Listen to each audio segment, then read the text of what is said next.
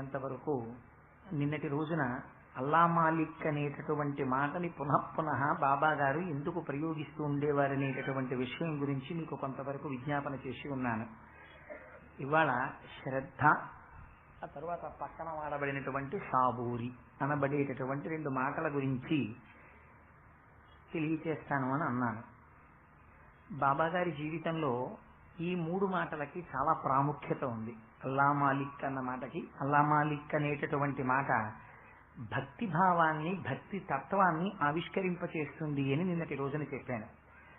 ఇంకా శ్రద్ధ, సాబూరి ఈ రెండింటిని గురించి వారు చెప్పారు. ఇది చెప్పడం ప్రస్తావన చేసేటప్పుడు కథాంశంగా దాన్ని చాలా తక్కువ ప్రస్తావన, కానీ ఆ శ్రద్ధ, సాబూరి వారి జీవితంలో జరిగినటువంటి ప్రతి ఘట్టంలోనూ ఆంతరముగా పూలదండలో దారం దాగున్నట్టే మీకు ద్యోతకం అవుతూ ఉంటుంది. ఇది స్ఫుటంగా ఎప్పుడు బయటికి వచ్చే ఈ మాటలు అంటే, ఒకానొకప్పుడు రాధాభాయి దేశ్ముఖ్ అనబడేటటువంటి ఒక భక్తురాలు, ఆవిడ ఒక వృద్ధురాలు, ఆవిడ ఒకసారి షిరిడీ గ్రామానికి వచ్చారు బాబాగారి దర్శనం చేయడం కోసం. వచ్చిన తరువాత బాబాగారి దర్శనం చేశారు. అపారమైనటువంటి తపశ్శక్తి కలిగినటువంటి వారు, బ్రహ్మమును అనుభవించినటువంటి వారి యొక్క తేజోస్వరూపాన్ని దర్శనం చేసినంత మాత్రం చేత యువతల వారిలో కూడా ఒక గొప్ప ప్రశాంతత కలుగుతుంది. అది దర్శనం చేసినప్పుడు కలగడం వరకు అని నేను చెప్పినా కూడా పొరపాటు వాక్యమే అవుతుంది. ఎందుచేత అంటే అటువంటి వారు వెళ్ళిపోయిన తరువాత కూడా కొన్ని వేల సంవత్సరాల వరకు ఆ ప్రశాంతత ఉండిపోతుంది. ఇది మీకు రామాయణం చెప్తున్నప్పుడు నేను ఋష్యశృంగ మహర్షి యొక్క తపస్సు గురించి చెప్పి ఉన్నాను.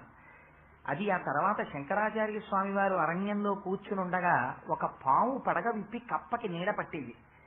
ఎందుకు ఇక్కడ పరస్పర విరుద్ధమైనటువంటి ప్రాణులు స్నేహంతో మెలుగుతున్నాయని ఆయన ధ్యానం చేస్తే అది ఋష్యశృంగ మహర్షి తపస్సు చేసినటువంటి ప్రదేశము అని ద్యోతకమైంది. అక్కడే ఇవాళ శృంగగిరి పీఠాన్ని పెట్టారు శంకర భగవత్పాదులు. అదే శృంగేరి పీఠము, శృంగేరి పీఠము అని మనం పిలుస్తూ ఉంటాం. అందుచేత తపస్సంపన్నులైనటువంటి మహాపురుషులు, ఆత్మతత్వాన్ని అర్థం చేసుకున్నవారు, ఆత్మసాక్షాత్కారమును పొందినటువంటి వారు, పరమాత్మగా నడచినటువంటి వారు ఎక్కడెక్కడ ఉంటారో అటువంటి వారి యొక్క దర్శనం చేసినంత మాత్రం చేత అవ్యాజమైనటువంటి ప్రశాంతత కలుగుతుంది. మీకు నేను ఈ సందర్భంలో ఒక విషయాన్ని ప్రస్తావన చేయాలి. రమణ మహర్షి దగ్గరికి కొంతమంది వస్తూ ఉండేవారు. ఒకసారి నేపాల్ నుంచి ఎవరో వచ్చారు.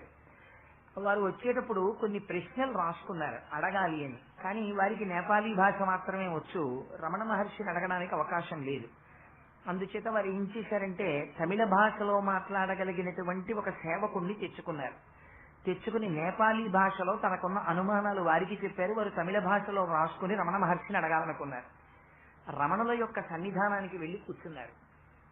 వారేం మాట్లాడలేదు, మౌనంగా ఉన్నారంతే.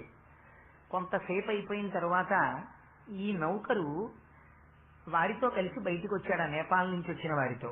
వచ్చి వారు ఏ ప్రశ్నలకి జవాబులు కోరుకుంటున్నారో అవన్నీ చెప్పేశాడు. చెప్పేస్తే అన్నీ విన్న తర్వాత ఆయన ఆశ్చర్యపోయాడు. ఇవన్నీ నీకు ఎలా తెలిసి, నా పక్కనే ఉన్నావు, నువ్వు అడగలేదు కదా అని అడిగాడు. నాకు వారి ముఖమండలాన్ని వీక్షించేటప్పటికీ అడగవలసిన ప్రశ్నలకి జవాబులు ద్యోతకమైపోయాయి అని చెప్పాడు. రాజేంద్ర ప్రసాద్ గారికి కూడా అది జరిగింది. నిన్న రాజమండ్రిలో సభలో నేను ఆ విషయాన్ని ప్రస్తావన చేశాను కూడా. అందుకని మహాపురుషుల యొక్క సన్నిధానానికి వెళ్లి కూర్చునేటప్పటికే మీకు ఒక అవ్యాజమైనటువంటి ప్రశాంతత కలుగుతుంది. అందుకే మీరు చూడండి, ఒక్కొక్క ఇంటి వైభవం ఒక్కొక్క పురుషుడితో పూర్తయిపోతుంది. ఆయన ఉన్నంత కాలం ఆయనతో మాట్లాడడానికి, ఆయన దగ్గర కూర్చోవడానికి, ఆయన సన్నిధానంలో ఒక్క గంట గడపడానికి బారులు తీరుతారు. కొంతకాలానికి శరీరంతో వచ్చినవాడు శరీరం వెళ్ళిపోతుంది కదా, కొంతకాలానికి వారు వెళ్ళిపోతారు. వెళ్ళిపోయిన తర్వాత ఇంకా ఆ ఇంటికి వెళ్ళేటటువంటి వారు మీకు కనపడరు. రోజు కొన్ని వందల మంది ఆ ఇంటి ముందు బారులు తీరిన వారు ఆ వ్యక్తి వెళ్ళిపోగానే ఆ ఇంటికి వెళ్లి మళ్లీ కనపడేటటువంటి వారి సంఖ్య ఇంకా ఉండదు. ఆ వైభవం ఆయనతో వెళ్ళిపోతుంది. ఆస్తికి వారసులుంటారేమో కానీ ఆధ్యాత్మిక వైభవానికి వారసులు అన్ని చోట్ల దొరకరు. ఒక తండ్రి మహాపురుషుడైతే కొడుకు మహాపురుషుడు అవ్వాలని ఎక్కడా లేదు. ఒక తండ్రి గొప్ప పూజాదురంధరుడైతే కొడుకు పూజాదురంధరుడు అవ్వాలని లేదు. ఒక తండ్రి ఆత్మతత్వాన్ని గుర్తిరిగిన వాడైతే కొడుకు ఆత్మతత్వాన్ని గుర్తిరిగిన వాడు అవ్వాలని లేదు. అది ఒక్కొక్క వంశంలో ఒక్కొక్కరి ఎంత తేజస్సు ప్రకాశిస్తుంది. అది పూర్వజన్మలో చేసుకున్నటువంటి అదృష్టం. సరే, ఇక్కడ సాయిబాబా గారి సన్నిధానానికి కూడా రాధాబాయి దేశ్ముఖ్ అనబడేటటువంటి ఒక వృద్ధ స్త్రీ వచ్చింది. మరి దర్శనం చెయ్యగానే అవ్యాజమైన ప్రశాంతతను అనుభవించింది. ఇప్పుడు ఆవిడ మనస్సులో ఒక కోరిక కలిగింది. ఈయన నిస్సందేహంగా ఒక గురుస్వరూపం, ఒక మహానుభావుడు, అందుకే ఈయన సన్నిధానంలో నాకు ఇంత ప్రశాంతత కలిగింది. ఆ కోణం చాలా గొప్పది. మిగిలిన వాళ్ళందరూ కోరికలు కోరారు, ఆవిడ ఈయన దగ్గర ప్రశాంతత చిక్కిందని తెలుసుకుంది. అందుకే బహుశా ఈ రహస్యాలు ఆవిడ దగ్గర మాత్రమే బాబాగారు మాట్లాడారు. ఏ స్థాయి వారు ఎలా విడితే అలా మాట్లాడారు ఆయన. మీకు రాబోయే ఉపన్యాసాల్లో కొన్ని లీలల వెనక ఉండేటటువంటి తారతమ్యాల్ని ఆవిష్కరిస్తాను. ఇక్కడ ఆవిడ ఆయన సన్నిధానంలో ఉండేటటువంటి ప్రశాంతతని గుర్తెరిగింది. అయితే ఆ తల్లి అడగడంలో ఒక విషయాన్ని ప్రస్తావన చేసింది. నాకు ఎల్లకాలముల యందు బాబాగారి సన్నిధానంలో ఉండను కదా, నేను వెళ్ళిపోతాను. అందుకని నేను బాబాగారికి శిష్యురాలను అనిపించుకుని వెళ్ళాలి. విడితే నాకేమవుతుంది, వారికి నాకు గురు శిష్య సంబంధం ఏర్పడుతుంది. అందుచేత గురు శిష్య సంబంధం ఏర్పడాలంటే వారి దగ్గర నేను ఉపదేశమును పొందాలి. ఇది సంప్రదాయబద్ధమైనటువంటి మార్గము అంటారు. అది దోషం కాదు, అది దోషము అని మీరు అనకూడదు కూడా, అది తప్పు. దోషము అంటే తప్పది. ఎందుకంటే మంత్రాన్ని ఉపదేశం పొందడం సంప్రదాయబద్ధమైనటువంటి విధానం, అది గురు శిష్య సంబంధాలు కాదు అని అనకూడదు, దాన్ని తిరస్కరించకూడదు. అలాంటి మీరు వైదికమైన సంప్రదాయాన్ని ధిక్కరించిన వారు అవుతారు. అందుచేత ఆవిడ ఉపదేశాన్ని కోరుకుంటే బాబా గారు అన్నారు, ఉపదేశం చేస్తానని వారు అనలేదు, ఉపదేశం చెయ్యనని వారు అనలేదు. ఆవిడ కోరింది అని మిన్నకున్నారు అంతవరకు. ఆయన ఏం మాట్లాడలేదు. ఆవిడ అలా కోరింది, నాకు ఉపదేశం కావాలి, ఉపదేశం కావాలి, ఉపదేశం కావాలంది. ఆయన ఏం మాట్లాడలేదు. ఆవిడ హఠం చేసింది. అంటే పెద్దతనం చేత నాకు ఆయన ఉపదేశం ఎందుకు చెయ్యరు, నన్ను శిష్యురాలిగా ఎందుకు స్వీకరించరు, నాకు గురువుగా ఎందుకు నిలబడరు అని ఆవిడికి ఆక్రోశం వచ్చింది. అది పట్టుదలగా మారింది. మరి ఆవిడండి, బాబా గారు నాకు మంత్రోపదేశం చెయ్యకపోతే నేను ఆహారం స్వీకరించను అంది, నీరు ముట్టను అంది. ఆహారం స్వీకరించకపోతే ఏమవుతుంది, శుష్కించిపోయి శరీరం పడిపోతుంది. ఆవిడ అలా ఆహారం ముట్టకుండా ఉండిపోయింది. గమ్మత్తు ఏమిటంటే అలా 3 రోజులు ఉండిపోయింది. ఉండిపోతే సహజంగా వృద్ధురాలు, ఆవిడ శరీరం నీరసపడిపోతుంది. బాబాగారు గమనించట్లేదా? బాబాగారు గమనిస్తున్నారు. ఇక్కడే ఒక గమ్మత్తు ఉంటుంది. మీరు యథాతథంగా లీలను చదివితే అందులో మీకు ఇన్ బిట్వీన్ ది లైన్స్ అంటారు ఇంగ్లీష్ లో. మీరు మామూలుగా వాక్యాలను చదివేస్తే మీకు అదేం ద్యోతకం అవ్వదు. దాంట్లో ఈ విషయం బాబా గారికి తెలియదు అని మీరు అనుకున్నారనుకోండి, మన అవివేకం అది. ఒక ఆవిడ బయట నా దగ్గర మంత్రోపదేశం పొందడం కోసమని ఆహారం మానేసి హఠం చేసి 3 రోజుల నుంచి కూర్చుంటోందన్న విషయం బాబా గారికి తెలుసు. అలా తెలియకపోతే వారు సర్వజ్ఞులు ఎలా అవుతారు? వారిని మీరు గురువుగా అంతమంది ఆయన చుట్టూ ఎందుకు చేరి ఉన్నట్టు, ఆయన గురువుగా కావాలని ఆవిడ ఎందుకు అడిగినట్టు? కాబట్టి ఆయనకి తెలుసనే రూఢి, లేకపోతే విశ్వాసమే పోయినట్టు. వారు జోక్యం చేసుకోలేదు. ఎవరు జోక్యం చేసుకున్నారంటే శ్యామ అన్నవారు జోక్యం చేసుకున్నారు. వారు మసీదుకి ఉండేటటువంటి గోడకి చేర్చి ఉన్నటువంటి ప్రాథమిక పాఠశాలలో అధ్యాపకుడు. ఆయన బాబాగారు వచ్చినప్పటి నుంచి కూడా షిరిడి ఆయన అంతేవాసిగా మెసలుతున్నారు. అందుచేత వారికి కొంచెం స్వతంత్రం ఉంది బాబాగారి దగ్గర మాట్లాడడానికి. అందుకని వారన్నారు, బాబా మీ దగ్గర మంత్రోపదేశం పొందాలని ఈ వృద్ధురాలు ఎంతగానో వ్యగ్రత పొంది ఉంది. మీరు మంత్రోపదేశం చెయ్యకపోతే ఆవిడ ప్రాణాలను విడిచిపెట్టడానికి సిద్ధమవుతోంది. అందుకే ఆవిడ అన్నం ముట్టుకోవటం లేదు. 3 రోజులు అయిపోయింది. ఆవిడ ఒకవేళ శరీరాన్ని విడిచిపెట్టేసింది అనుకోండి, అన్నం తినకుండా ఈ మసీదులో, ప్రపంచం అంతా ఏమంటుందంటే ఆర్తితో వచ్చినటువంటి ఒక స్త్రీ పట్ల కారుణ్యముతో బాబా ప్రవర్తించలేదు, అందువల్ల ఆవిడ ప్రాణాలు పోగొట్టుకుందంటుంది. అందుకని లోకము యొక్క నిందకి మనం భయపడాలి. బాబా మీరు ఆవిడ విషయంలో ఏదో ఒక చర్య తీసుకోండి అన్నారు. ఈ గమ్మత్తు చూడండి, లోకము గురించినటువంటి భయంతో మిగిలిన వాళ్ళు ఉంటారు. లోకము గురించినటువంటి భయం బాబా గారికి ఏముండదు. వారు అంతకు ముందే 3 రోజులు శరీరాన్ని విడిచిపెట్టి వెళ్ళిపోయి మళ్ళీ ఆ శరీరంలోకి వచ్చారు. ఇది వాళ్ళందరూ చూశారు. అయినా గమ్మత్తు ఏమిటంటే చచ్చిపోయిన వాళ్ళని బ్రతికించగలిగిన సమర్థుడైన. ఎందుకనంటే నిన్నటి రోజున మీకు చెప్పాను, ఎక్కడి నుంచి వచ్చింది ఆ సమర్థత అంటే ఆయన సర్వావస్థా వివర్జిత, ఆయన బ్రహ్మముతో తాదాత్మ్యములు పొంది ఉన్నాడు. మనలా త్రిగుణములతో తాదాత్మ్యంలో పొంది లేరాయన. ఆ సమర్థత తెలుసు. ఆయన వైక్లభ్యం అంటారు బుద్ధిలో. అంటే అదేదో ఉపద్రవం జరిగిపోతే బాబా గారికి అపకీర్తి వచ్చేస్తుంది. ఇది చుట్టూ ఉండేటటువంటి వాళ్ళల్లో ఏర్పడేటటువంటి ఒక రకమైన భక్తి చేత వచ్చేటటువంటి మాట. ఏదో బాబా గారిని మనం రక్షించుకోవాలి, ఇలాంటి వారు ఉండరని మీరు అనుకోకండి, వారు ఎప్పుడూ ఉంటారు. ఎందుకంటే భాగవతంలో కూడా కృష్ణుడికి ప్రమాదం వస్తుందేమో తమ రక్షించుకోవాలనుకున్నారు గోపికలు. అది ఉత్తమమైన భక్తి. ఆ భక్తిని మీరు తక్కువ అని చెప్పడానికి వీల్లేదు. ఆ స్థాయిలో ఉన్నటువంటి భక్తి కామ్య భక్తి కన్నా గొప్పది. ఒక కోరిక కోరుకునేటటువంటి వాడు గురువు చుట్టూ తిరిగి నాకు ఈ కోరిక తీర్చండి తీర్చండి అని వెంటపడేవాడి కన్నా, అమ్మో మా గురువు గారికి ఎక్కడైనా చెడ్డ పేరు వస్తుందేమో, మా గురువు గారిని రక్షించుకోవాలని వెంట తిరిగేటటువంటి వాడి యొక్క ప్రవర్తనలో నిజాయితీ వాళ్ళు ఎక్కువ. ఎందుకని వాడికి గురువుని రక్షించుకోవాలని తాపత్రయం ఉంది. ఇప్పుడు స్థాయి ఏ స్థాయిలో ఉంది శ్యామాది? కామ్యముతో తిరుగుతున్న వారు కారు. బాబా గారికి అపకీర్తిస్తుందేమో అని పాపం ఆయనకి బెంగ. ఈ బెంగ ఆయన సమర్థత మరిచిపోయేటట్టు చేసింది. మీరు ఆ లీలని అర్థం చేసుకోవడంలో కొంచెం జాగ్రత్తగా పరిశీలన చెయ్యాలి. పరిశీలన చెయ్యకుండా మీరు చదివారనుకోండి, దానివల్ల వచ్చేటటువంటి ప్రయోజనం తక్కువగా ఉంటుంది. అదే ఒక కామ్యంతో కూడుకున్నటువంటి భక్తుడు వెళ్ళి బాబా గారితో మాట్లాడారనుకోండి, నోరు మోయి అంటారు, ఆ మాట అంగీకరించారు, సలహా ఇవ్వడాన్ని ఒప్పుకోరు.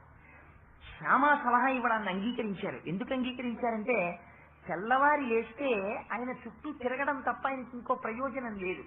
ఒక ప్రయోజనం కోరుకున్నవాడు కాదు శ్యామ, ఎప్పుడూ ఆయన దగ్గర ఉండాలి. నాకు సర్వం ఆయన. మీకు ఒక ఉదాహరణ చెప్తాను, ఆయనకి అంత నమ్మకం ఉందా లేదా అనడానికి. ఆయనకి కృష్ణుడెవరు? బాబాయే. శివుడెవరు? బాబాయే. గురువెవరు? బాబాయే. శకుడెవరు? బాబాయే. తల్లెవరు? బాబాయే. తండ్రెవరు? బాబాయే. త్వమేవ మాతా చ పితా త్వమేవ త్వమేవ బంధుస్య సఖా త్వమేవ త్వమేవ విద్యా ద్రవిణం త్వమేవ త్వమేవ సర్వం మమ దేవ దేవా అంటాం మనం నాలుకతో అంటాం. వాళ్ళు యథార్థంగా అంటారు, నీవే తల్లియు తండ్రియు నీవేనా సఖుడు నీ గురుడు అని నిజముగా కృష్ణ అని కృష్ణుని ఉద్దేశించి కూడా ఇలాంటిదే ఒక పద్యం చెప్తూ ఉంటారు పెద్దలు. అన్నీ నువ్వే అంటూ ఉంటాం. త్వమేవ మాతా చ పితా త్వమేవ అలాగే అంటాం. శంకరాచార్యులు వారు అంటారు, ఆత్మాత్వం గిరిజామతి సహచరాః ప్రాణాః శరీరం గృహం పూజాతే విషయోపభోగ రచన నిద్రా సమాధి స్థితి అంటారు. అన్నీ ఇక్కడే అంటారు. అలా ఆయనకి బాబాయందు ఉన్నటువంటి పూనిక అటువంటిది. ఇది ఉత్తమ భక్తి. ఈ భక్తిలో కామ్యం లేదు. ఈ భక్తిలో తన గురువుని రక్షించుకోవాలన్న పరివేదన ఉంది. అందుకని ఇప్పుడు మాట్లాడాలి, ఇప్పుడు జోక్యం చేసుకోవాలి, తప్పదు. అవతల ఆవిడ అజ్ఞానంతో ఉందా, పట్టుదలతో ఉందా? ఇక్కడ మీరు ఒక విషయాన్ని చాలా జాగ్రత్తగా పరిశీలన చేయాలి. ఎందుకు నేను ఈ మాట 1కి 10 మాటలు అంటున్నానంటే, మూల కథ గురించి నేను పెద్దగా చెప్పవలసిన అవసరం లేదు. నేను మొన్న చదివానేమో కానీ నిజాయితీగా చెప్పాలంటే మీ అందరూ కొన్ని 100 మార్లు పారాయణ చేసి ఉన్నవారు. సుబ్బారావు గారి దగ్గర కూర్చొని నేను ఈ లీల గురించి చెప్పనా, వారికి కరతలామలకం ఇవన్నీ. కానీ నేను ఆంతర విషయాన్ని ప్రతిపాదన చేస్తున్నాను. ఎందుచేత అంటే వారు నేను ఒక మాట అన్నారు, లీల వెనక ఉన్న రహస్యాన్ని కోటేశ్వరరావు గారు ప్రతిపాదిస్తారు అన్నారు. అందుచేత శ్యామ యొక్క భక్తి ఉత్తమమైన భక్తి, తన గురువుని రక్షించుకోవాలన్న భక్తి. ఈ భక్తి ఏం చేస్తుందంటే సమర్థతని మరిపింప చేస్తుంది. అవతలవాడు ఎంత సమర్థుడు ఆలోచించాడు. ఆయన ఎండి గొప్ప ఫిజీషియన్, ఎటువంటి వ్యాధినైనా సరే ఆయన తీర్చేయగలడు. భార్య ఒక రోజున భర్త పక్కన పడుకుంది. ఆయన ఒళ్ళు వెచ్చగా తగిలింది. భార్య అంటుంది, ఏమండి మీ ఒళ్ళు వెచ్చగా ఉంది, మీకు జ్వరం వచ్చిందేమో, మాత్ర వేసుకోండి. మీకు అనేటప్పటికి అశ్రద్ధ, సరిగ్గా వేసుకోరు, ఒక్కసారి మా అన్నయ్యని పిలిపిస్తాను, ఆయనకి 5 పేషెంట్లు ఉండరు. కానీ తన బావగారు అనేటప్పటికీ చాలా జాగ్రత్తగా చూస్తాడు. ఒక్కసారి మా అన్నయ్యని కూడా పిలుస్తాను, వాడితో చర్చించి ఏదైనా మంది వేసుకోండి, ఇవాళకి హాస్పిటల్ మానేయండి, మీరు వెళ్ళకండి, ఇవాళకి నా మాట వినండి, మీరు ఇవాళ అలా కాదు, మీరు సరిగ్గా తింటలేదు, మీరు ఎప్పుడు పేషెంట్లు అని 18 గంటలు 16 గంటలు తిరుగుతున్నారు, ఇలా అయితే నేను ఒప్పుకోనుమండి, మీరు ఇంకా కొన్నాళ్ళు తగ్గించుకోండి. నిజంగా ఆయన ఆరోగ్యం ఏమిటో, ఎంతసేపు పడుకోవాలో, ఎంతసేపు లేచి ఉండాలో, ఎంతమందిని చూడాలో, ఒక పేరెన్నిక కన్నా ఫిజీషియన్ ఆయనకి తెలియదు, ఆయనకి తెలుసు. కానీ ప్రేమ ఆయనకున్న సమర్థతని మరిపింప చేసేస్తుంది. భార్య 7వ క్లాస్ పాస్ అయింది ఆవిడ, కానీ ఈ సలహాలు చెప్తుంది భర్తకి. ఎందుకు చెప్పింది? నీకేం తెలుసు? నువ్వు చదివావా ఎండి ఫిజీషియన్ గా? నీకు తెలుసా ఎనాటమీ? నీకు తెలుసా నా సమర్థత? అదేమిటి నేను 8 గంటలు పడుకోవాలో నువ్వు చెప్తాయేటి అనడు భర్త. తన సమర్థతని కూడా మరిచిపోయి సలహా ఇచ్చేటటువంటి భార్యకి తన కళ్ళల్లో కనపడేటటువంటి ప్రేమని చూసి నవ్వుకుంటాడు. నవ్వుకుని నా యందు అవ్యాజమైన ప్రేమ, అందుకని ఇంకా సలహా ఇస్తున్నాను, నవ్వుకుని అలాగేలే మానేస్తాను, ఇలా వెళ్ళలే హాస్పిటల్కి అంటాడు కానీ వెళ్ళిపోతాడు. ఆవిడ విసుక్కుంటుంది. కానీ ఆయనకి తెలీదు టాబ్లెట్ వేసుకోవడం. సమర్థ సద్గురువుని ఆశ్రయించినటువంటి శ్యామ ఆవిడికి ఉపదేశం చెయ్యాలో చెయ్యకూడదో, చెయ్యకపోతే ఆవిడ ఏమవుతుందో బాబాగారికి తెలియదేమిటి?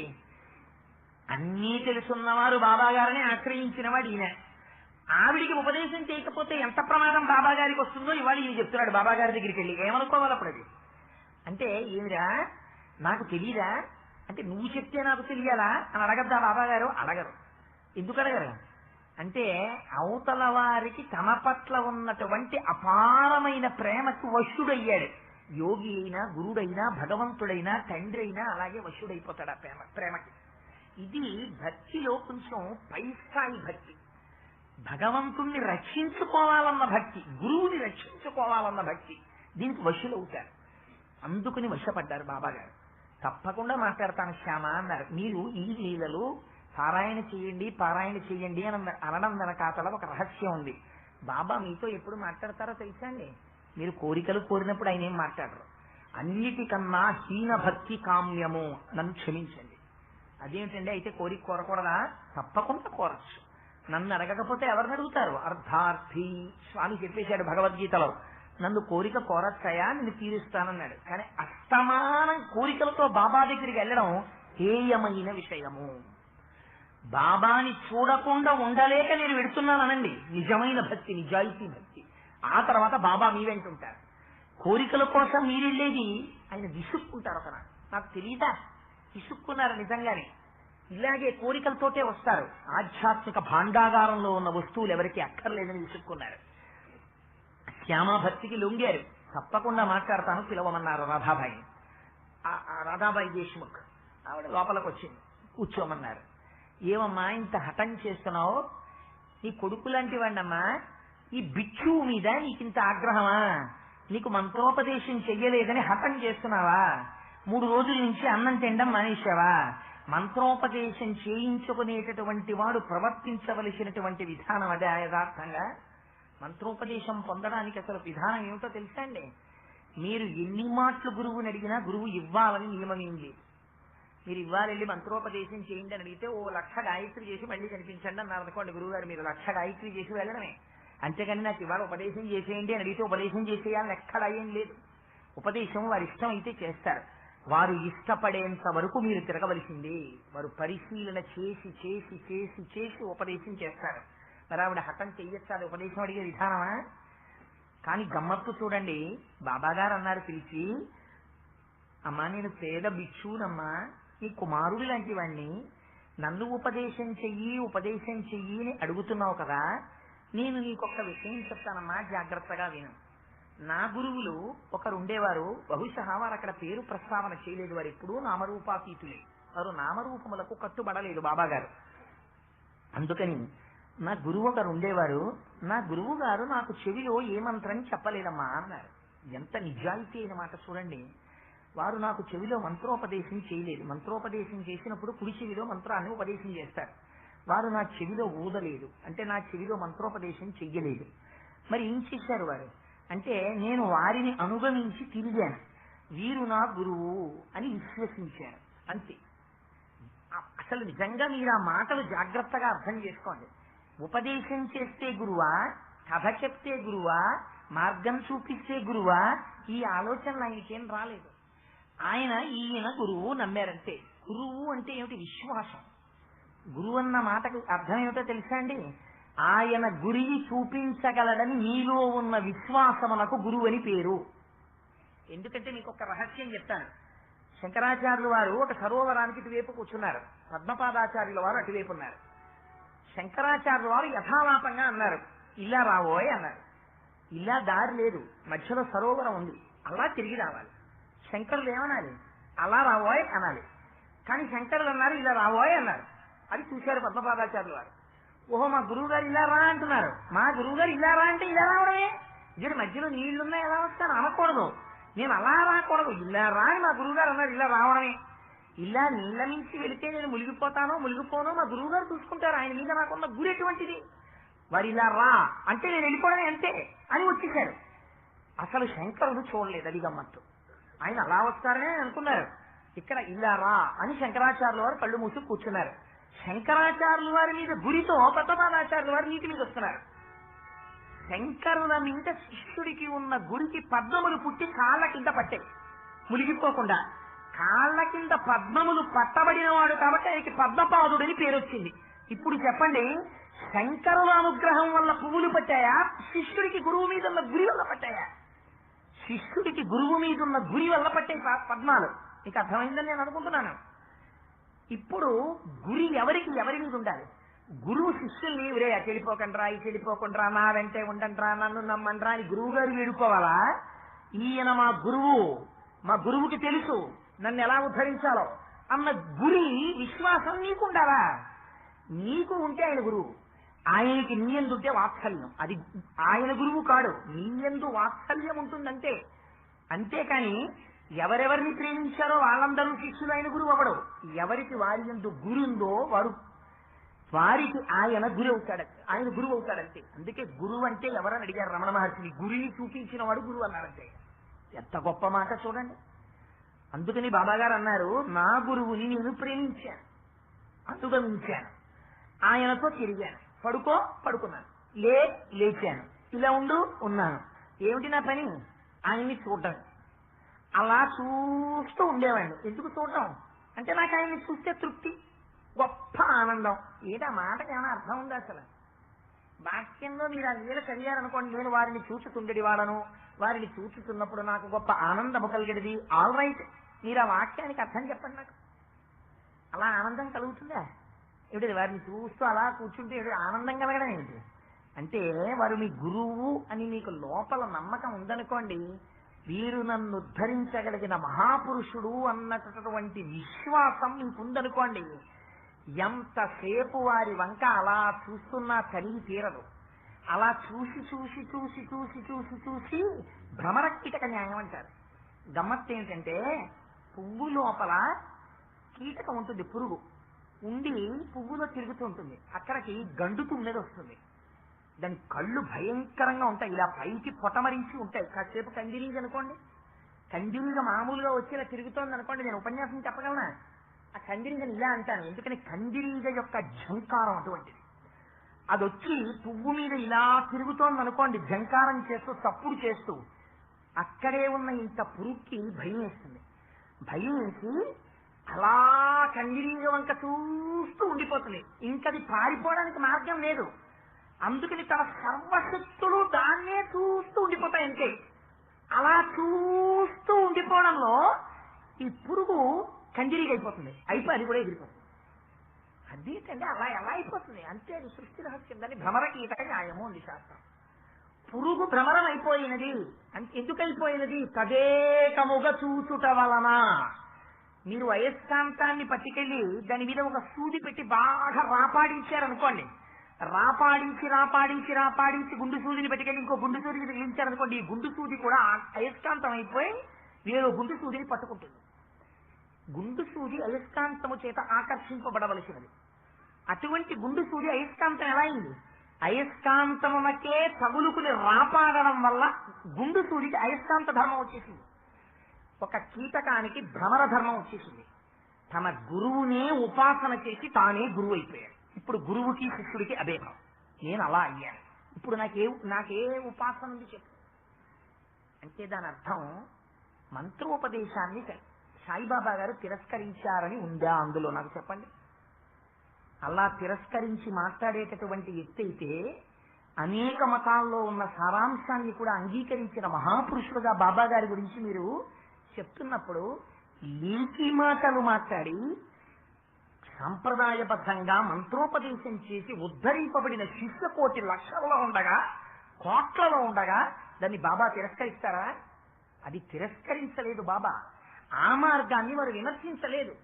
అది వద్దు అని చెప్పలేదు. అది ఒక మార్గం. కానీ నేను ఎంచుకున్న మార్గం, నాకు నా గురువును ఉద్ధరించిన మార్గం, నేను నా గురువుని ఉపాసన చేశాను. ఏం చేశాను? గురువునే నమ్ముకున్నానంటే. ఆయన ఒక మాట అన్నారు, నాకు త్రిమూర్తులు నా గురువే అన్నారు. నాకు బ్రహ్మ నా గురువులో కనబడ్డారు, నాకు విష్ణువు నా గురువులో కనబడ్డారు, నాకు శివుడు నా గురువులో కనబడ్డారు. గురుగీత ఏం చెప్పిందో తెలుసా అండి? బాబా గారు ఏం చెప్పారో అదే చెప్పింది. గురుగీత అంది, అత్రినేత్ర శివ సాక్షాత్ ద్విబాహుస్య హరిస్మృత అంది. గురువు అంటే ఎవరో తెలుసా? 3 కన్నులు లేకుండా ఉన్న పరమశివుడు. లలాటమునందు 3వ కన్ను కనపడదు, నీలాగే ఉంటాడు 2 కళ్ళతో. త్రినేత్ర శివ సాక్షాత్. ఆయన ఎక్కడుంటాడో అక్కడ మంగళం. ఏమిటి మంగళం? ఆయన 4 చేతులతో ఆయన రక్షణ చేస్తాడు, స్థితికారుడు. ఆయన ఎప్పుడెప్పుడు లోకమునకు ఉపద్రవం వస్తే అప్పుడప్పుడు రక్షణ చేస్తాడు. కానీ గురువు 2 చేతులతోనే ఉంటాడు. 2 చేతులతో ఉన్న గురువు స్థితికారుడు. శ్రీ మహావిష్ణువు ఎలా రక్షిస్తారో తన సంకల్ప మాత్రం చేత గురువులు అలా రక్షిస్తారు. అందుకే గురు పాదుకల్ని ఇంట్లో పెట్టుకుని పూజ చేస్తారు. గురువుకి నమస్కారం చేసినంత మాత్రం చేత గురువు యొక్క రక్షణ నిలబడిపోతుంది. గురువు సంకల్పం చాలు. శిష్యుడికి ఉపద్రవం వస్తోందని గురువు కనిపెట్టాడు అనుకోండి, గురువు అభిషేకం చేసి నా శిష్యుడు రక్షింపబడుగాక అని ఒక సంకల్పం చేశాడు అనుకోండి, పరమశివుడు కూడా చెనకడు, యముడు కూడా చెనకడు. సంకల్పం ఉంది, గురువుల ఆశీర్వచనం ఉంది, శిష్యుడు రక్షింపబడతాడు. అందుకని ద్విబాహుస్య హరిస్మృత. అందుకని 2 చేతులతో కనపడుతున్నటువంటి శ్రీ మహావిష్ణువు ఆయనే సాక్షాత్తుగా యో చతుర్వదనో బ్రహ్మ. 4 ముఖములతో ఉన్నటువంటి బ్రహ్మ ఎవరో ఆయన నీ గురువు. 4 ముఖాలుంటే బ్రహ్మగారు ఏం చేస్తున్నారు? 4 ముఖాలతో వేదం పలుకుతున్నాడు ఆయన. వేదం అంటే ఏమిటి? విద్ అన్న ధాతువులోంచి వచ్చింది. విద్ అంటే ఏది తెలుసుకున్న తరువాత ప్రపంచములో వేరొకటి తెలుసుకోవలసిన అవసరము లేదో, ఏది తెలుసుకున్న తరువాత వేరొకసారి నువ్వు పాంచభౌతికమైన శరీరముతో ప్రపంచములో తిరగవలసిన అవసరము లేదో, అటువంటి దానిని తాను తెలుసుకుని రమించి 10 మందికి చెప్పకుండా ఉండలేక చెప్పినవాడు త్యాగమూర్తి అయి ఉపకారము కాని ప్రతిఫలమును కాని అపేక్షించక చెప్పకుండా ఉండలేక చెప్పిన త్యాగే నైకే అమృతత్వ మానసు అయి ఎవడున్నాడో వాడు బ్రహ్మ, వాడు చతుర్ముఖ బ్రహ్మ. అందుకని యో చతుర్వదనో బ్రహ్మ శ్రీ గురు రహిరుచ్యతే. ఆయనే గురుమూర్తి అయి ఉన్నాడు. వారికి నా నమస్కారం అంది గురుగీత. పార్వతీదేవికి పరమశివుడు చెప్పాడు ఈ రహస్యాన్ని. 3 మూర్తులు కలిపి కరచరణాదులతో భూమి మీద నడయాడుతున్న గురుస్వరూపమే మేము 3 కలిసి ఉన్నాం పార్వతి అని చెప్పాడు. ఇది బాబా గారు చెప్పారు. నాకు నా గురువులో బ్రహ్మ, విష్ణువు, శివుడు 3 కనబడ్డారు. నా గురువు నన్ను ఒడ్డునున్న తాబేలు చూసినట్టు చూశారు అన్నారు. ఎంత గొప్ప మాట చూడండి. తాబేలు, అందుకే అమ్మవారి గురించి చెప్తే మనం ఒక మాట చెప్తాం. అమ్మకి ఎప్పుడు చెప్పినా మీనాక్షి మీనాక్షి అని పేరు. వక్రలక్ష్మి పరీవాహ చలన్ని నభలోచన అంటాం అమ్మవారిని. చేపకొకదానికి తాబేలుకొకదానికి సృష్టిలో ఒక గమ్మత్తుంది. చేప తన పిల్లకి స్తన్యం ఇవ్వదు, తాబేలు తన పిల్లకి స్తన్యం ఇవ్వదు. తాబేలు నీళ్లలో ఎక్కడో ఉంటుంది, ఆ పిల్లలు ఒడ్డునో నీళ్లలోనో. ఇది ఉభయచరం కదా, ఒడ్డునుంటుంది నీళ్లలో ఉంటుందని చెప్పడం కుదరదు, ఎక్కడైనా ఉండొచ్చు. అలాగే చేప ఉభయచరం కాదు, నీటిలోనే ఉంటుంది. ఉన్నప్పుడు ఆకలి వేస్తుంది ఆ పిల్లలకి. ఆకలి వేస్తే అది ఒక్కసారి తన తల్లి వంక చూస్తుంది. ఇలాగా తల్లి ప్రియమార పిల్లల వంక చూస్తుంది. అంతే, వాటి కడుపు నిండిపోతుంది. నిండిపోయి పెద్దదైపోతుంది. పెద్దదైతే ఏం చేస్తుంది? గమ్మత్తేమిటో తెలుసా అండి? నీట కరిగిపోయిన ఆక్సిజన్ ని తన మొప్పల చేత గ్రహిస్తుంది చేప. Can you imagine such a mechanism in a body? ఇది ఈశ్వర సృష్టి. ఇది అల్లా మాలిక్, వీడి యజమాని, వాడు సృష్టికర్త. ఏ నీట నువ్వు మునిగితే ఆక్సిజన్ దొరక్క చచ్చిపోతున్నావో ఆ నీట కరిగిన ఆక్సిజన్ ని మొప్పలతో గ్రహించుకు బతుకుతోంది చేప. నీకు లేని యంత్రాంగం దాని చేతిలో ఉంది. అదే చేప చెయ్యి పట్టి చేతికి దొరికి పైకొచ్చిందా నీకు ఆహారం, నువ్వు తినేస్తావు దాన్ని. ఏం చెప్తావు? ఇది అల్లా మాలిక్. ఏమి ఈశ్వర ప్రజ్ఞ! ఏమి దీనికి జవాబు ఎక్కడుంది? ఎవడు సృష్టించాడు దీన్ని? ఎవడు డిజైన్ చేశాడు? వాడు రా యజమాని. నీదా గొప్పతనం. అందుకని బాబా గారు అన్నారు, తాబేటి పిల్లలు తాబేటి చేత పోషింపబడినట్టు, చేప పిల్లలు చేప చేత పోషింపబడినట్టు నేను నా గురువు యొక్క చూపుల చేత పోషింపబడ్డాను. అంటే ఇప్పుడు ఏమైంది? దృష్టి ప్రసారము జరిగినది. యథార్థము చెప్పాలంటే ఇంత జ్ఞానం ఎక్కడి నుంచి వచ్చింది అంటే కేవలము తన దృష్టి చేత సమస్త శక్తులను బాబా గారి యందు ప్రవేశపెట్టారు. ఇక్కడ మళ్ళీ ఒక పెద్ద మిస్అండర్స్టాండింగ్ ఉంది ప్రపంచంలో. చాలా మంది తెలియక కొన్ని మాటల్ని యథేచ్ఛగా వాడతారు. అలా వాడకూడదు. తెలియనప్పుడు కొన్ని మాటల్ని వాడడంలో చాలా జాగ్రత్తగా ఉండాలి. ఒక శతజ్ఞని ప్రయోగిస్తే ప్రమాదం తక్కువ, ఒక మాటని తప్పుగా మాట్లాడితే ప్రమాదం ఎక్కువ వస్తుంది. నేను చాలా మంది దగ్గర విన్నాను, బాబాగారి శిష్యులం, బాబాగారి భక్తులం అని చెప్పుకునే వాళ్ళు చాలా మంది బాబాగారికి సిద్ధులు సిద్ధులు అంటుంటారు. When you talk about siddhis, remember you are downgrading Baba. మీరు బాబాని చాలా కింది స్థాయికి దిగజారు చేస్తున్నారు. ఎప్పుడూ ఆ మాట మాట్లాడకూడదు. ఎందుకు మాట్లాడకూడదో మీకు చెప్తాను రహస్యాన్ని. సిద్ధుల గురించి తాపత్రయపడిన వారు బాబా కారు. ఒకసారి ఆయన నిరూపించారు ఈ ఘట్టాన్ని. సిద్ధులు వెంటపడ్డాయని వెంట. సిద్ధులు అంటే ఏమిటో, ఎందుకు వస్తాయో అసలు మీకు చెప్తాను దాని గురించి. సరే అమ్మా, నేను అలా పోషింపబడ్డానమ్మా నా గురువు చేత. నా గురువు ఇదంతా జరిగిన తరువాత, నన్ను ఇలా ఆదరించిన తరువాత శిష్యుణ్ణి ఉద్ధరించడానికి గురువుకి అనేక మార్గాలుంటాయి. ఒక్కొక్కసారి నోరు విప్పి మాట్లాడతాడు, ఒక్కొక్కసారి నోరు విప్పి మాట్లాడు, మంత్రోపదేశం చేస్తాడు. మననాత్రాయతే ఇది మంత్ర. మననం చెయ్యగా చెయ్యగా చెయ్యగా చెయ్యగా జ్ఞానం కలుగుతుంది. మంత్రం కూడా తక్కువ కాదు, అదే సామాన్యమైన విషయం కాదు. మంత్రోపదేశం చాలా గొప్పది. మంత్రసిద్ధి చేత ద్రష్టలై జ్ఞానులైన వారు ఎందరో ఉన్నారు. దాన్ని తక్కువ చేసి మాట్లాడడానికి ఎవరికి అధికారం లేదు ప్రపంచంలో. అది మన వైదికమైన సంప్రదాయం. దాన్ని మీరు ఎలా పక్కన పెడతారు? కుదరదు. చంద్రశేఖర పరమాచార్యులు వారు ఉన్నారు, మహానుభావులు. అటువంటి వారుండగా మీరు ఎలా మాట్లాడతారు తక్కువ చేసి? బాబా అలా మాట్లాడలేదు. బాబా అన్నారు, నా గురువు చేత నేను ఇలా సిద్ధి పొందాను. చేత ఏ గురువు ఎలా ఎంచుకుంటే అలా అనుగ్రహిస్తాడు శిష్యుణ్ణి. నా గురువు నన్ను అలా అనుగ్రహించారు. నాకు సమస్తం ఏమిటో తెలుసా అమ్మా, నా గురువే. నేను నా గురువు సన్నిధానంలో ఉండగా నా వస్త్రాన్ని ఆయనే సమకూర్చారు, నా అన్నం ఆయనే సమకూర్చారు. నాకు అన్న వస్త్రాలకి లోటు లేదమ్మా అన్నారు. అంటే మీరు ఇక్కడ ఒక విషయం జ్ఞాపకం పెట్టుకోవాలి. అంటే ఏమంటే బాబా గారికి కావలసిన బట్టలు ఆయన గురువు గారు కుట్టించేవారండి, ఈయనకి అన్నం వాళ్ళ గురువు గారు పట్టుకొచ్చి పెట్టేవారా అండి అని మీకు అనుమానం రావచ్చు. Yes, that may be true. ఆయన బట్టలే కుట్టించి ఉండొచ్చు. అయితే మీకు అబ్జెక్షన్ ఏమిటి? ఆయన అన్నం పెట్టి ఉండొచ్చు, మీకేమిటి అబ్జెక్షన్? దానికి మీకేమైనా అబ్జెక్షన్ ఉంటుందా? పూర్వకాలంలో గురువులు, గురుపత్నులు బిడ్డల్ని పోషించినట్టు పోషించేవారు కాదు. అసలు అన్నం ఎప్పుడు తినాలో శిష్యుడికి గుర్తు చేసి గురువుగారు అన్నం పెట్టారు. మీకు కష్టం అది? ఎందుకనంటే బాబా ఓ మాట చెప్పారు, నా గురు సన్నిధానములో నేను సమస్తము మర్చిపోయాను. వారి పక్కన ఒక బిడ్డడు పడుకున్నట్టు పడుకున్నాను, వారితో కలిసి తిరిగాను, వారు ఏం చెప్తే అది చేశాను. నా గురువుని చూస్తే చాలు ఆనందంలో పొంగిపోయాను. అలా చూస్తూ ఉండేవాడిని అంతే అని చెప్పారు. అలా చూస్తూ ఆనందంలో మైమరిచిపోయిన వాడికి ఆకలి ఎందుకు గుర్తొస్తుంది? ఆకలి గుర్తురాదు.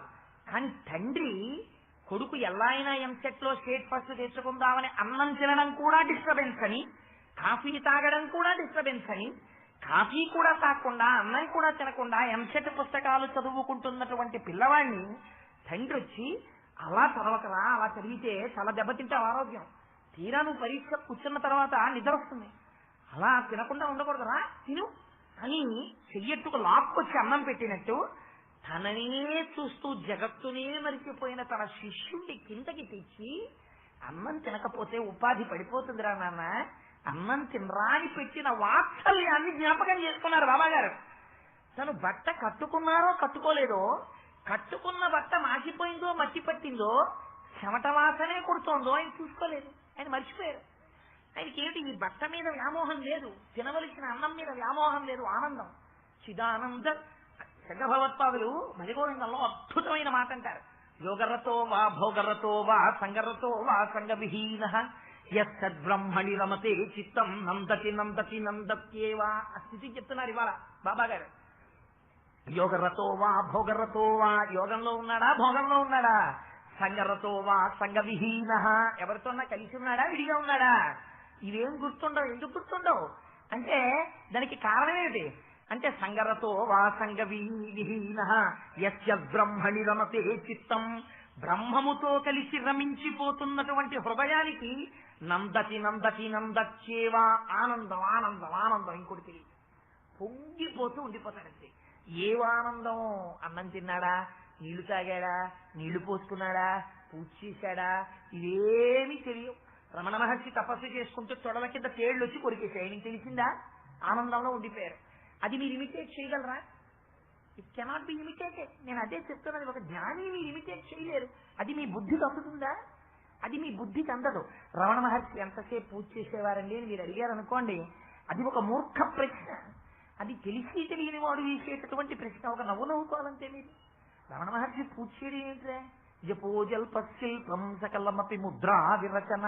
ఆయన ఇలా చేసి పిచ్చని ముద్ర అయిపోతుంది. ఆయన లేచి నడిస్తే ప్రదక్షిణం అయిపోతుంది.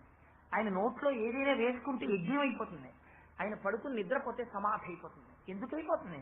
ఆయన మహాజ్ఞాని, బ్రహ్మముతో రమిస్తున్నాడు, బ్రహ్మముగా నిలిచిపోయాడు. అంతే తప్ప ఆయన ఎంతసేపు పూజ చేశారండి, ఆయన అన్నం తినేవారా అండి, ఎన్ని గంటలకు అన్నం తినేవారండి, వేశారు ఇలాంటి ప్రశ్నలు. అర్థం లేని ప్రశ్నలు జ్ఞానుల దగ్గరికి వెళ్ళి అడిగారు చాలా మంది. అడిగితే వారు చాలా ఉదాసీనంగా వాటి గురించి జవాబు చెప్పేవారు. వారి స్థాయి అంటే ఏం చేస్తాం మరి అని ఇలాంటి సమాధానాలు చెప్పేవారు. ఒక్కొక్కసారి బరస్ట్ అయిపోయారు, అసహించుకున్నారు. రమణులకి కూడా కోపం వచ్చేది, పెద్ద పెద్ద కేకలేశారు. ఒకసారి ఒకటి గురువుల గురించి చాలా తక్కువ చేసి మాట్లాడితే. సో ఎందుకు చెప్తున్నానంటే నేను ఈ విషయాలన్నీ, మహానుభావుడు బాబా గారు తన గురువుని చూసేటప్పుడు ఆ ఆనంద తన్మయత్వంలో అన్నీ మరిచిపోయారు. మరిచిపోతే అన్నం గురువు పెట్టారు, వస్త్రం గురువు ఇచ్చారు. ఆయన చెప్పుకున్నారు, అమ్మ ఇంతే, నా గురువు నాకేం చేశారో తెలుసా అమ్మా, నేను ఇంత ప్రేమిస్తే నా తల గురిగించాడమ్మా. నా తల గురిగించి నన్ను 2 పైసలు అడిగాడు దక్షిణ.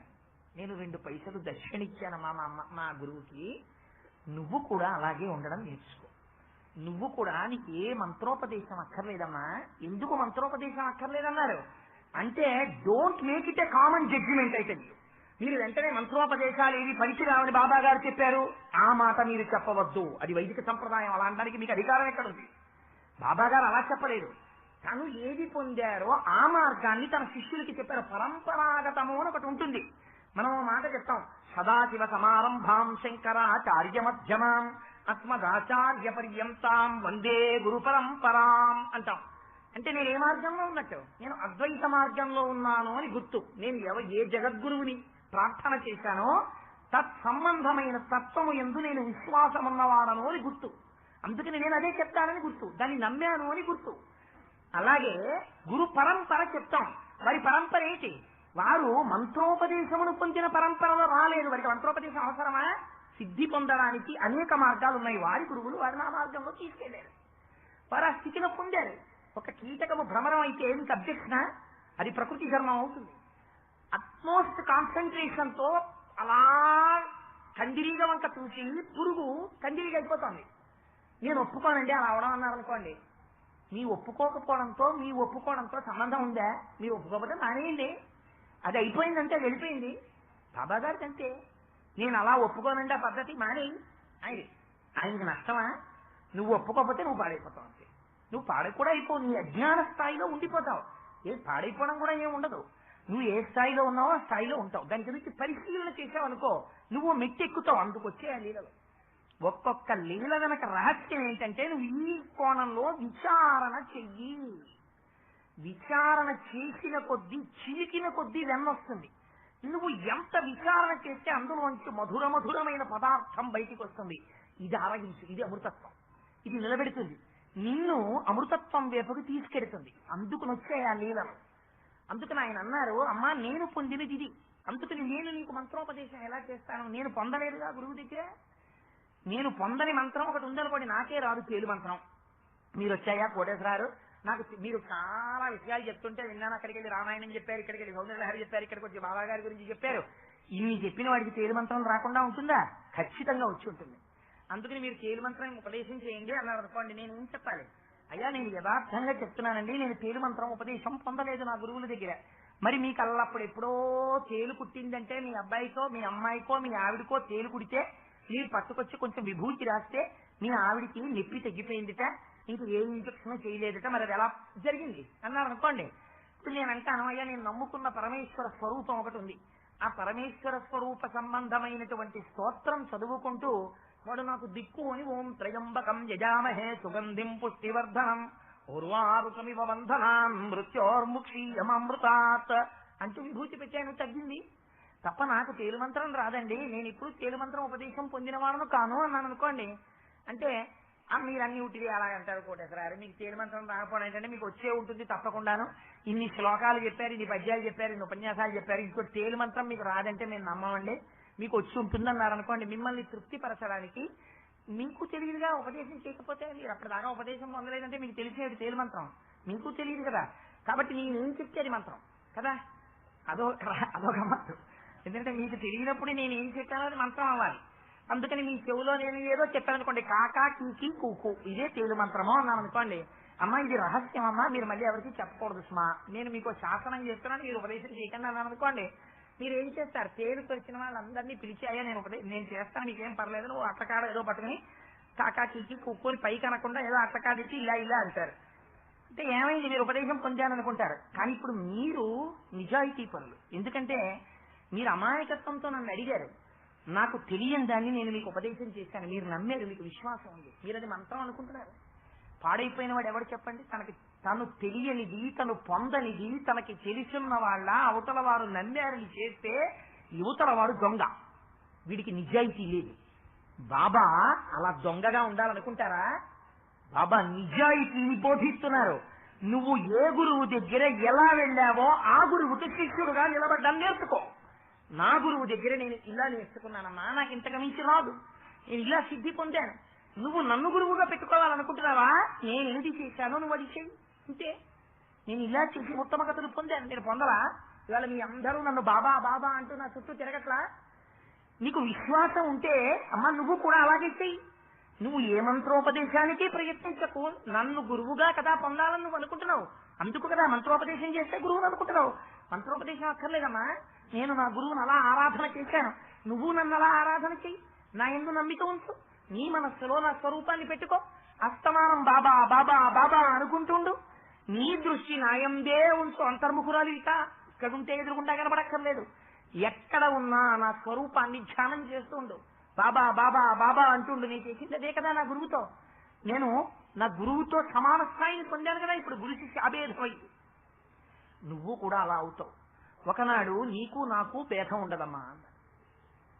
ఎంత గొప్ప మాట చెప్పారు చూడండి మహానుభావుడు. నిజంగా ఇది గురు స్థాయిలో ఉన్న వారికి, శిష్య స్థాయిలో ఉన్న వారికి కూడా ఉపదేశ పాఠం. నిజానికి ఎంత అందంగా, ఎంత నిజాయితీగా మాట్లాడారో చూడండి.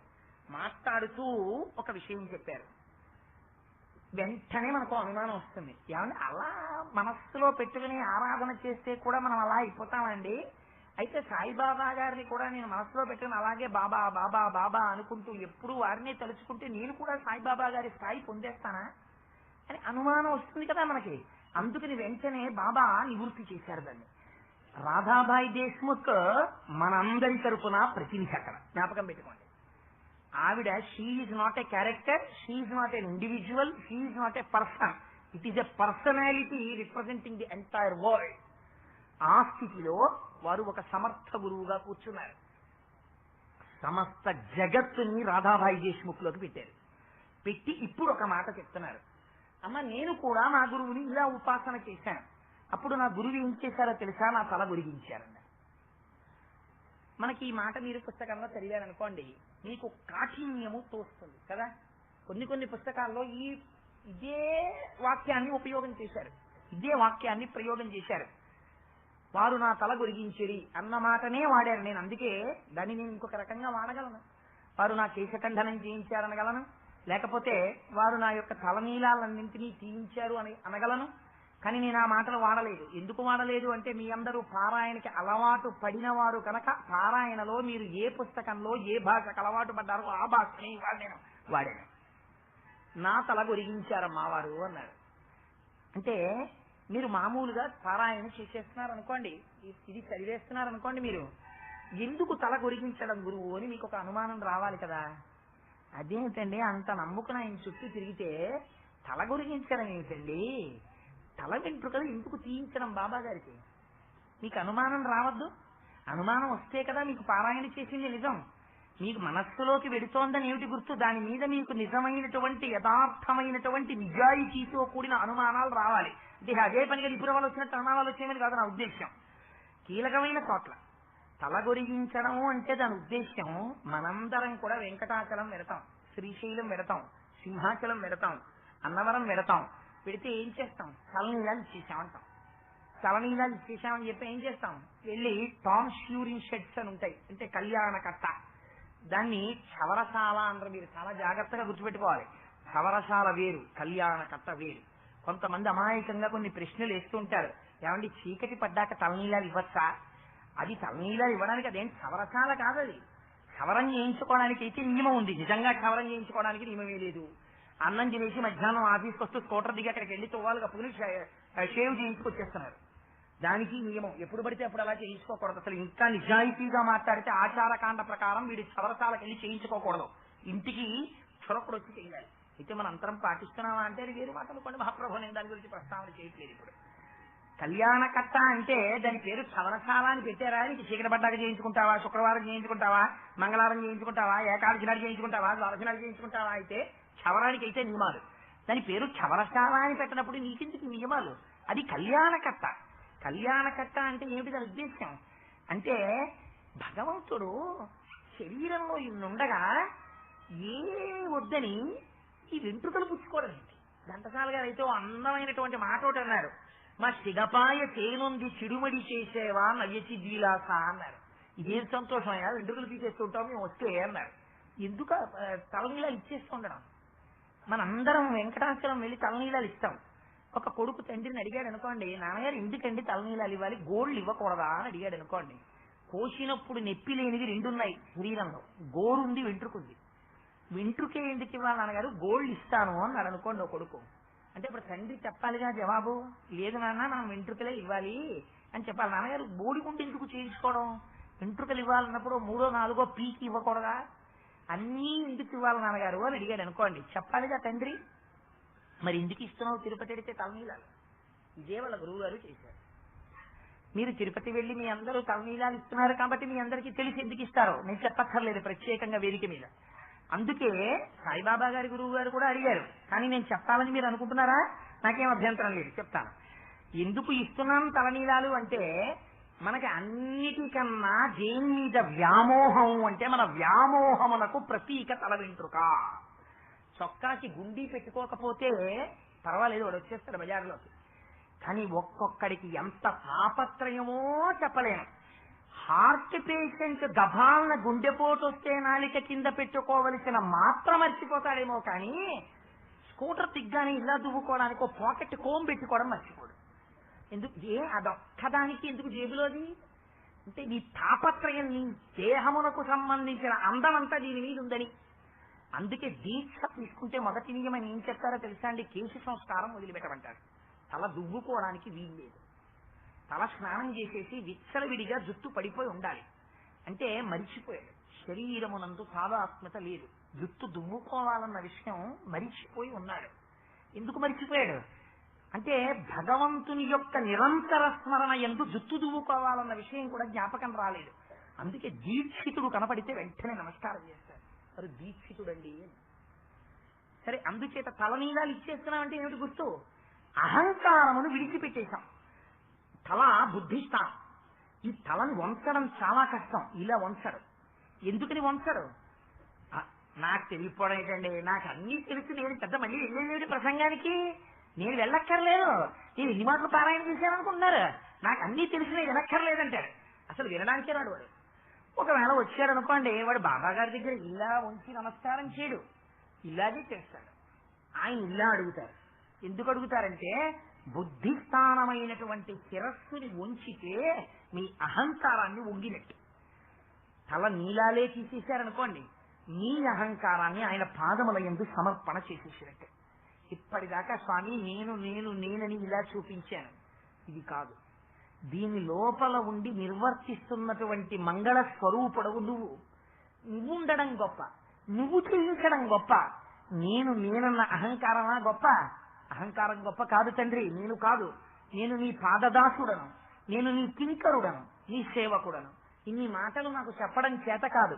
అందుకని నా అహంకార పరిత్యాగం చేసేశారనడానికి గుర్తుగా నా తల నీలాలు సమర్పించేస్తున్నాను అని తల నీలాలు విడిచిపెట్టేస్తాడు. గురువు దగ్గర సమర్పించవలసినది కూడా అహంకార పరిత్యాగం చేయాలి.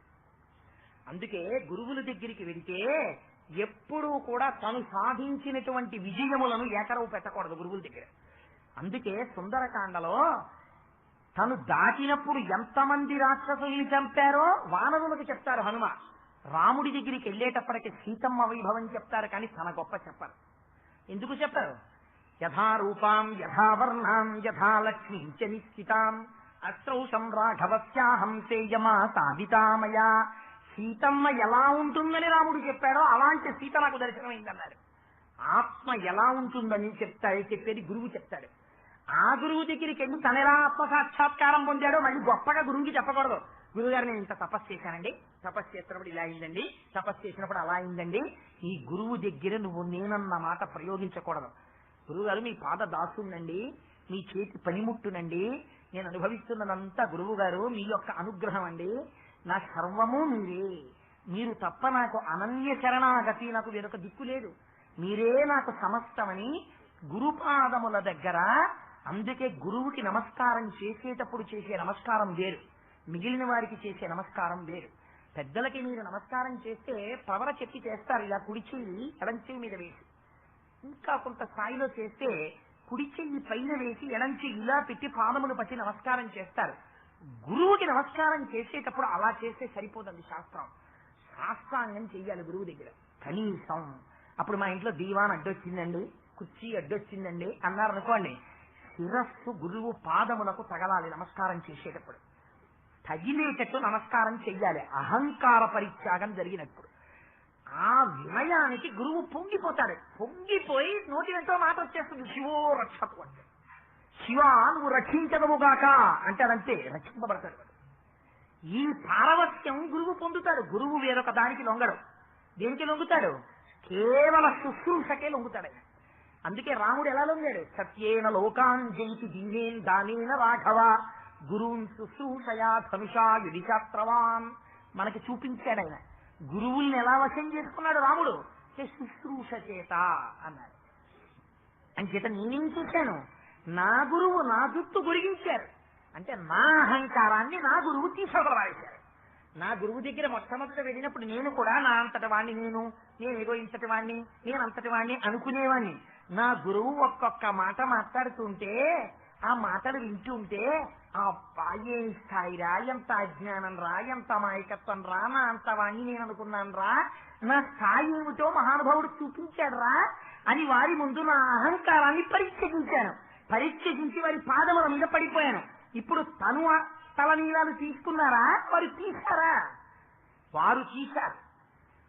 భగవంతుడి దగ్గరికి వెళితే మీరు ఇచ్చేశారు, మీరు సరెండర్ అయ్యారు.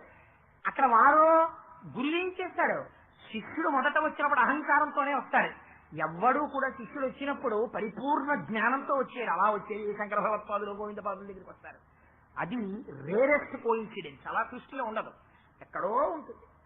అది అలా శిష్యుడు వచ్చినప్పుడు అహంకారంతో వస్తాడు. అంత బాబా గారు తన గురువు గురించి మాట్లాడితే నా గురువు నా తల గొరిగించారని చెప్పారు. నా గురువు నా అహంకారాన్ని చేశారు. ఇప్పుడు గురువుది గొప్ప, తనది గొప్ప?